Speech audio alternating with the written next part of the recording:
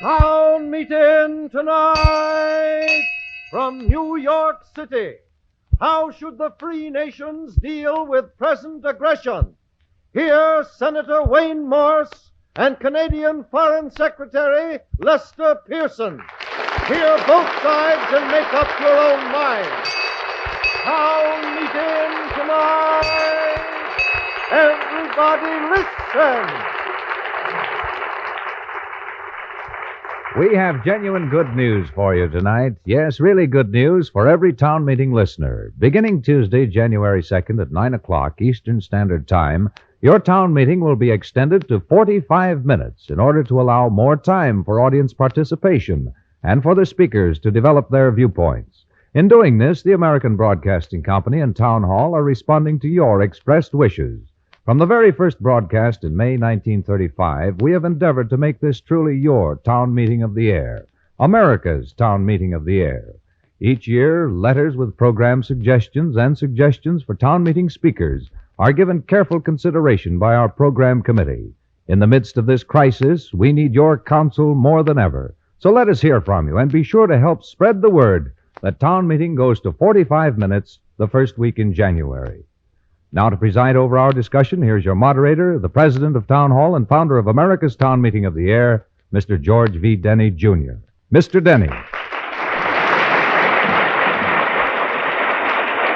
Good evening, neighbors.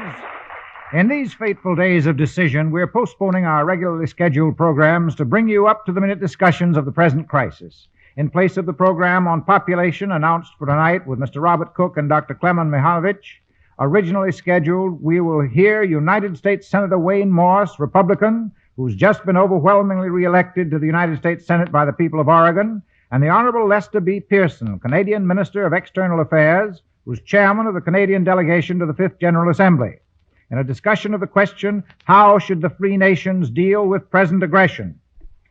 The Truman-Attlee discussions of last week left two major issues unresolved: the recognition of Communist China and the status of Formosa, which is now occupied by the Chinese nationalist troops. Last week, we confined our discussion largely to the Korean situation. Tonight, we want to consider the broad policies that should guide the free nations of the world represented in the United Nations, who on June 26 last took a firm stand against aggression by the North Koreans. 2 weeks ago, on the verge of victory, the United Nations forces were turned back by the overwhelming masses of a Chinese Communist army, which has driven the United Nations forces almost to the 38th parallel. What should the free nations do now? The Chinese Communists have demanded the withdrawal of American troops from Korea and our naval forces from the waters around Formosa, and they also demand that they be given the Chinese nationalist membership in the United Nations. We'll hear first from the distinguished senator from Oregon, the Honorable Wayne Morse. Senator Morse.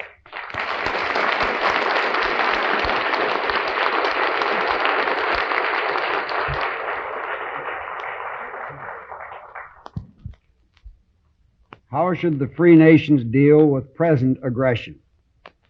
The answer to this question depends in no small measure upon what we in the United States do. I respectfully make the following suggestions in answer to the question. First, each and every one of us in America must accept the fact that the hour in which we live is one of the darkest and most critical in our history. Therefore, we must keep calm, keep our heads clear, and keep our courage strong. This is no time for emotional, hysterical reaction. It is a time which calls for facing the ugly realities of Soviet aggression against freedom. Second, we must make clear to Russia, through the procedures of the United Nations, that we stand ready to negotiate an honorable peace, but that we are determined to resist, along with our allies in the United Nations, a continuation of Russia's aggression through the subterfuge of our satellite countries. 3, we need to face the fact that there is much evidence pointing to a Russian strategy of trying to involve us in a war with communist China. We cannot win that war, because even if we sacrifice enough American men on Chinese soil to win that war militarily, I think in the long run we would lose it economically, because it would bankrupt us over the years to occupy China. Furthermore, I fail to see where a war with China would settle the primary cause of communist China's aggression in Korea, which undoubtedly is Russia. Therefore, I think we Americans must place our trust and confidence in our government leaders, including our military leaders. In this hour of crisis, if they decide to either withdraw to a line of defense in Korea which we can hold without disaster to our forces, or if they decide to withdraw from Korea entirely, we should give them our united support. I do not think we should sacrifice thousands of more men in Korea if evacuation will save them, and thereby give us precious time to mobilize our country for war with Russia, if Russia refuses, through the United Nations, to negotiate an honorable peace. Fourth, as to Korea, I repeat the proposal that I made in 1945 in the Senate. Namely, all of Korea should be placed under a United Nations mandate administered by a United Nations Commission until such time as the United Nations is satisfied that a free election can be held in all of Korea, and the people of Korea, under the principle of self-determination, as set out in the San Francisco Charter, can determine for themselves the type of government they want. Fifth, as to Formosa, I think its status should be determined by the World Court, because I think basically the dispute over Formosa involves an interpretation and an adjudication of international agreements in accordance with principles of international law. During the period of that adjudication, I think Formosa likewise should be administered by a United Nations administration or commission, and that the United States should not insist upon exercising unilateral control and jurisdiction over Formosa. The vicious, lying Russian propaganda machine feeds itself upon any unilateral action in international relations by the United States. That is one of the ugly realities we people of the United States must recognize and face.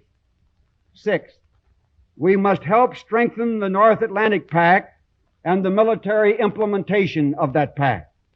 In a very real sense, the military strength of the members of the North Atlantic Pact is America's best defense against the threatening danger of Russian aggression. Seventh, our government should declare at once the existence of a national emergency, and we should proceed with a program of complete military and economic mobilization of our country. We can be no stronger in this great crisis than the strength of our greatest defense weapon, which is not the atomic bomb at all, but our free economy and its great productive power.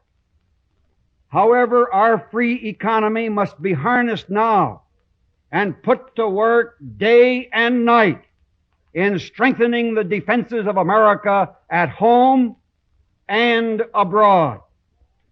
That means sacrifices to a degree never yet experienced by the American people. It means that we must rededicate ourselves to that historic principle around which the people of the United States have rallied in every national crisis, namely, united we stand, divided we fall. Every American should pray to Almighty God tonight that all groups within our country, political and economic, will rededicate themselves to the principle of freedom inherent in our constitutional form of government and make clear to our government and its leaders that as a people we stand ready and willing to make whatever sacrifices are necessary to protect our country from the danger of the enslaved state philosophy of Russian communism.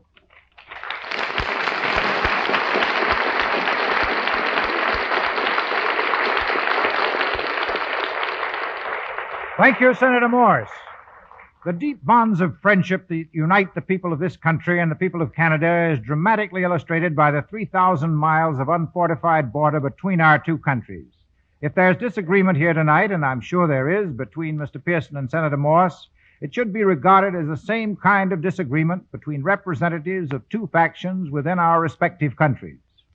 Mike Pearson, as he's affectionately called by his friends, is the External Affairs Minister of Canada and Chairman of the Canadian delegation to the present Assembly of the United Nations.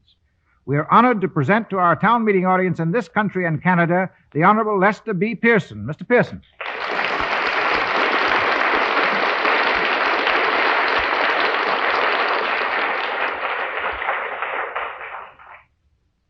I'm very glad to be here tonight and to take part in what is certainly the discussion of a very timely subject. The aspect of it which I want to deal with almost exclusively is Chinese intervention in Korea. An intervention which in a few weeks has caused a radical change in the whole Far Eastern situation. The Taiping regime has shown itself willing to risk a major war in a reckless act undertaken on a scale which makes it absurd to claim it was merely a movement of volunteers. Well, what should we do about it? This is my answer, given with no assurance that it's the right one. I suggest that we continue resistance through the United Nations against the aggressor in North Korea while trying to end the war by negotiation, and if that is not possible, do our best to limit and localize it. For this purpose, I think we should continue to try to convince the Taiping regime that we have no long-range aggressive political intentions against it, and that the purpose of the United Nations action in Korea is solely to free and unify that country. In addition, once the military position has been stabilized and a ceasefire put into effect, if we can do that, the Western powers should make every effort to discover what long-range objectives the Taiping regime has in its intervention in Korea, and to consider whether it is possible or not to recognize, on the one hand, the legitimate interests of that regime in the Manchurian and Korean area, and on the other, to make sure that we do not weaken the aims of the United Nations or betray the fundamental principle of collective action against an aggressor. If these efforts fail, and they certainly may, because we can't pay too high a price for success, then we will at least escape the charge that we haven't tried to reach a peaceful solution, and we will have placed the responsibility for failure squarely where it belongs, on Taiping and above all on Moscow. The course which I have suggested is not one of appeasement. It is not an effort to buy off one nation at the expense of another. It is not a policy which ignores the aggressive and expansionist nature of Soviet imperialism or the necessity of strengthening our defenses against aggression. It is an effort to find some acceptable arrangement which, if successful, might go at least some way toward achieving more stable relations in the Far East, and hence allow us to concentrate on what is still, I think, our most important task, building up the collective defenses of the Western European and North Atlantic area. It's part of Soviet imperialist policy to create tensions and even conflicts in various parts of the world, such as Korea, in order to weaken the Western world by compelling it to spread its defenses. That's a trap we shouldn't fall into. At the same time, we mustn't allow our friends to become one by one the victims of communist aggression. To reconcile these two objectives is the dilemma we face. And the only way out of it that I can see is to get stronger while seeking, without illusion but without despair, to negotiate differences on every possible occasion. Those of us who suggest this somewhat careful course are, of course, denounced as impractical and soft-headed. Well, I don't agree with that charge. I don't have myself any illusions about relations between ourselves and Moscow or between Moscow and Peiping. Nor do I have any easy ideas about the possibility of changing the basic policy of these two governments. All I propose is that we try to find out something more about these issues, this intervention of the Chinese in Korea, that we try, in short, to end this war in Korea by negotiation, which must include the communist government in Peiping, as soon as we can bring about a ceasefire in Korea. I hope that we will make this effort once again before the Chinese Communist government and the United Nations become finally and irrevocably committed to a position of armed hostility, the consequences of which cannot be confined to Korea or China.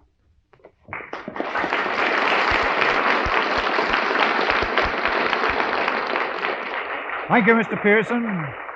This evening we have with us the same excellent panel of newspaper men we had last week. Mr. William Lawrence, science writer for the New York Times and author of the forthcoming book about the hydrogen bomb, the Hell Bomb, he calls it. Mr. Walter O'Hearn, correspondent of the Montreal Star, and Mr. Harold Levine, associate editor and war correspondent for Newsweek. Also, we have three other special guests this evening. Now, while we get ready for our question period, here's a message for our town hall listeners. Now, more than ever, wouldn't you like to know more about those people of the free nations of the world who stand with us in the face of communist aggression? Wouldn't it be wise for us to understand better just how the people of these countries feel? Mary Bell Decker, who made the trip around the world with Town Meeting in the summer of 1949 and was present at all the meetings of the Town Hall Seminar with representatives of similar organizations in each country we visited, has written a fascinating and dramatic story of these people in a book recently published called The World We Saw with Town Hall. Her observations, says the American Mercury, are shrewd, well-informed, and reveal a mind of universal breadth. The book is one of the most intelligent surveys of the contemporary world published this year. You can secure a copy from your local bookstore or from the publisher, Richard R. Smith, 120 East 39th Street, New York City. The price is $3. And now, to continue our town meeting, we return you to our moderator, Mr. Denny. We'll start our question period tonight with a question from Mr. Walter O'Hearn, correspondent of the Montreal Star. Mr. O'Hearn? Senator Morse, I understood you to say that you were repeating a proposal you made in 45 that all of Korea should be placed under a UN mandate, by which I assume you mean trusteeship. Now, let us pass over for a moment the question of how we're going to get our hands on all of Korea. Do you realize that such a proposal was mooted early this fall and that a howling shudder of protest went through all the Asian delegations, not only the Koreans, at the very thought of the backward step of trusteeship? Well, my reply to it is that I think conditions have changed remarkably since that proposal was made earlier this fall, and I think it is one of the specific proposals that the United States should make in the United Nations so that we can find out what the communist Chinese and the communist Russians really propose to do about one of the basic principles of the San Francisco Charter, namely the setting up of a system of international justice through law. If we're not going to strive for that goal now, then we might as well face the fact that we're confronted with war in the near future. And I think now is the time for every country within the United Nations that believes in freedom to offer that program of international justice through law to Russia and China and see what they say. Well, sir, do you realize that your government was on that trusteeship rug and leaped nimbly off it when they knew it was being pulled from under them and gave rather strong assurances to various Asian governments that this would not be tried, this particular gambit? The question is, what should we do now? And in view of the present critical situation that confronts the world, I think that's the proposal we should make on Korea. What's the alternative? It seems to me either to withdraw from Korea and let it fall to the Chinese communists, or to let Russia pick our battle point for us, which would be in Asia. And I do not think we should get ourselves involved in a war with Russia where she picks the battlefield for us. We got to pick it for ourselves. Thank you, Senator Morse. Next question comes from Mr. Harold Levine. Mr. Pearson, you say the course which you suggest is not one of appeasement. And yet, if the United Nations should reach any agreement with Communist China, it could do so only by granting at least some of the demands of Communist China. Wouldn't that be in the nature of rewarding the Communists for invading Korea? No, I don't think that would necessarily follow.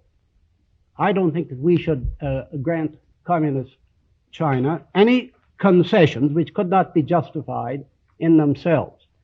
But if we can make a satisfactory arrangement over the Korean business, then surely we should not refuse at least to negotiate and discuss with the Communist Chinese government merely because anything we do for them will be charged by some people as being appeasement.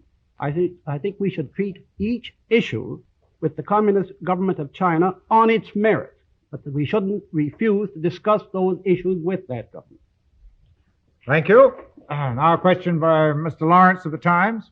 Senator Morse, in case the Chinese communists should refuse to accept the terms you propose, would you be in favor of blockading China with our Navy, even though we withdraw our Army?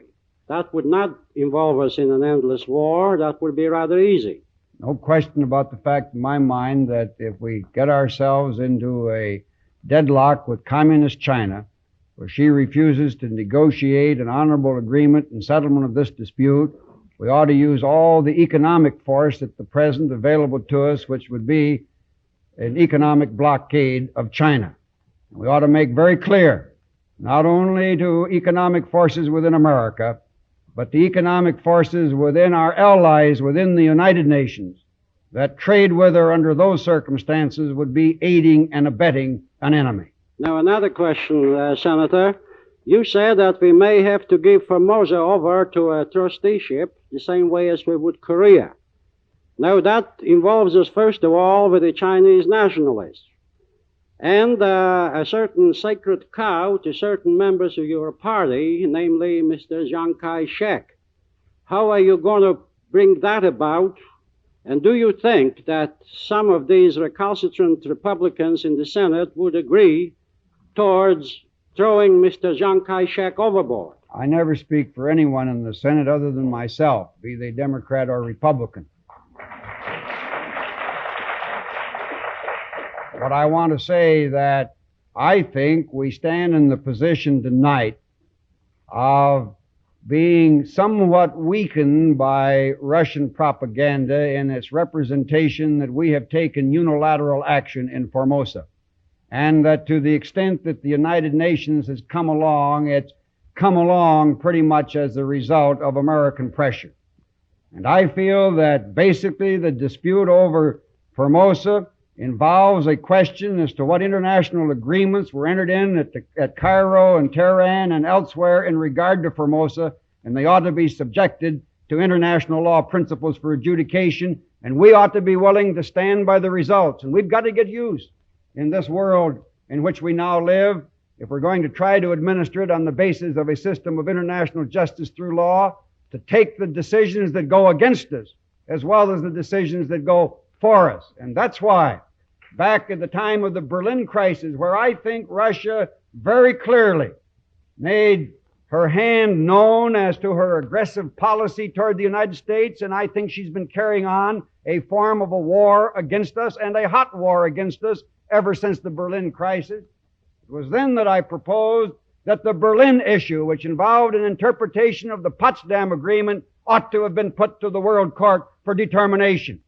I've always suspected there are a great many international lawyers in America that doubted whether or not we would win that case before the World Court because of the fact that the Potsdam Agreement negotiated by officials of our government didn't contain a word in it that made clear our right of exit out of Berlin and entrance into Berlin. We bought really what corresponds to landlocked obligations without a clear agreement that showed our jurisdiction. But I said then we ought to put it to the World Court for determination and stand by the result. And I likewise say we ought to put Formosa to the World Court for adjudication. Thank you, Senator Morse. Well, we have in our audience tonight a distinguished former member of Parliament, Mr. Kenneth Lindsay, who has a question. Mr. Lindsay. I'd like to ask Mr. Pearson whether the view that he's expressed is shared by the other dominions, British dominions, including Britain. And would you care to comment on that? Well, just as Senator Morse doesn't speak for anybody but himself, I certainly wouldn't want to speak for any other dominion of the Commonwealth of Nations. But I think I can say that the policy which I have discussed about Korea is substantially the same policy as that which has been put forward in other parts of the Commonwealth. The fact that we are in agreement on this doesn't mean, of course, that we concerted anything in advance. As a matter of fact, it's rather a rare thing these days for all parts of the Commonwealth, from India to South Africa, to be in agreement on anything. Thank you. Mr. O'Hearn, you have another question? Yes, question for Senator Morse. I'm sorry to seem to keep after you, sir, but your last statement I'm on used to it. trusteeship didn't clear up my difficulties. In fact, I think there's a non sequitur there. You said, really, that the United States should change its policy on trusteeship because times have changed. I'll admit they've changed. I'll admit there's a grim alternative, but I don't admit that the alternative you presented of trusteeship or evacuating Korea is a genuine alternative. I don't see any logical nexus. Will you clear up my difficulty, please, sir?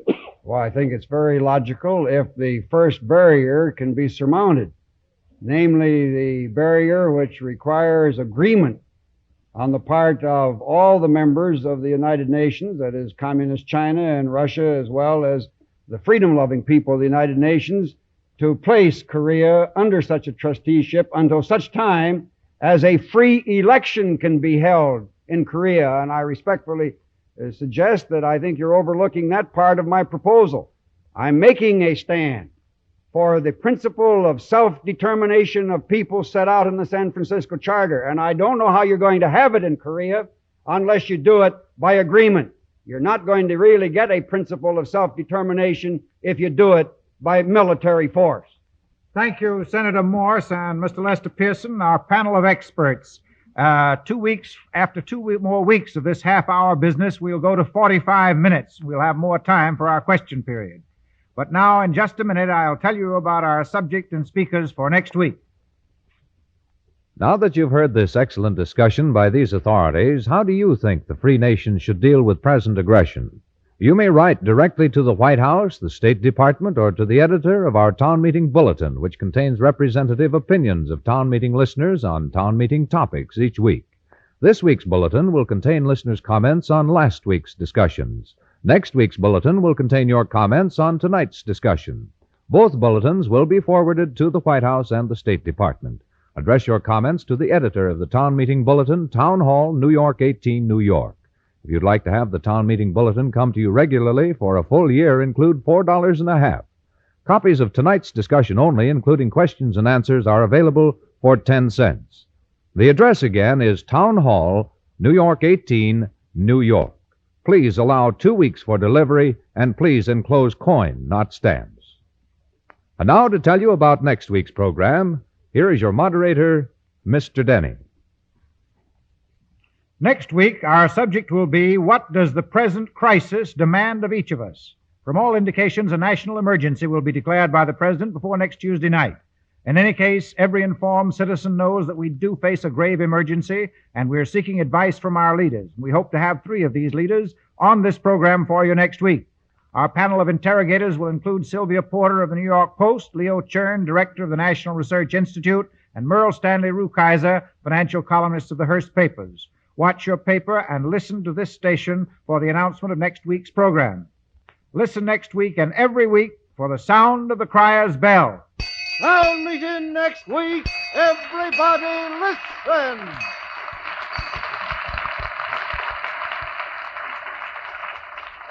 Town Hall and the American Broadcasting Company have brought you America's Town Meeting of the Air. Your producer is Richard Ritter. Your town crier is John Griggs. Your announcer, John Hicks.